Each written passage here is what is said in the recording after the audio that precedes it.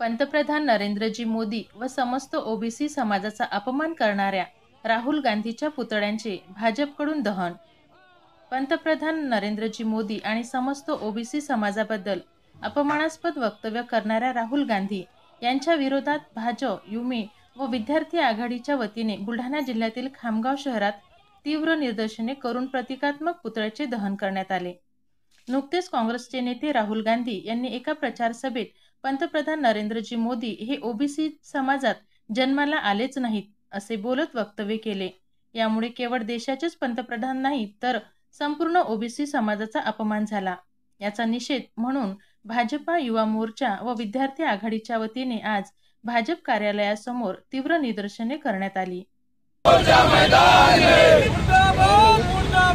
राहुल गांधी मुर्दाबाद,